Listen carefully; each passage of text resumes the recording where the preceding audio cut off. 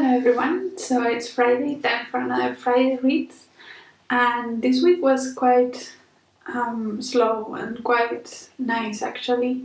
It snowed in Sunday here, and it has been white since, and I love the snow, so I'm really happy about that. And then the other thing that happened is that since they fixed my office last week, I was able to put it back together. It's not completely done, they have to paint, there are some stains on the wall, but that is very minor, so I'm finally back in my office. Welcome to my office, and I'm very happy about it. So yeah, it was quite a good week for me. Not so much in terms of reading though. I have finished 2 books, and the 2 books I finished were for Invisible Cities for China. So I will have a vlog up for that on Sunday if you're interested. The first one was The Herbivorous Family by Mo Yan, and this is a Chinese book. It's sort of short stories. It's called Dreams, like 6 dreams in it, that are different stories with different characters, that are all connected through the topic of basically what we eat, and what it was a very weird book, and it was kind of magical realism, but also like, I don't know, very disturbing. There were instances of the characters eating each other and things like that, and I think it was trying to show like how we would react if it was not an animal, if it was a person instead, and how there's not that much difference between the two things.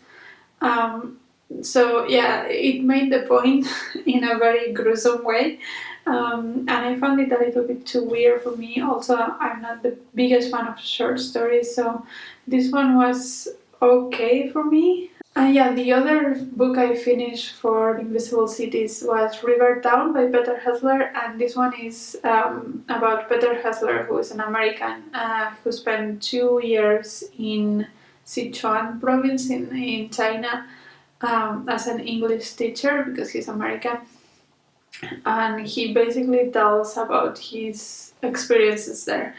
And this one I found a bit conflicting because I found it very engaging, and I learned quite a lot about Chinese culture. It was very approachable for me because it came from a place that was not as foreign to me.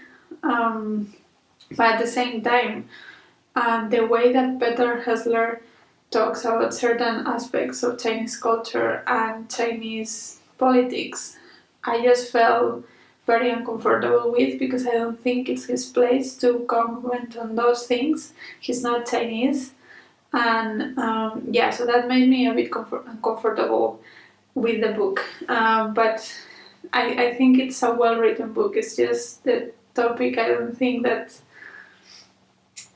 it's something that the author needs to comment on necessarily. Yeah, there were parts that was just fine, like there were anecdotes and parts that were funny, but there were other more serious parts in which I felt like it was not comfortable.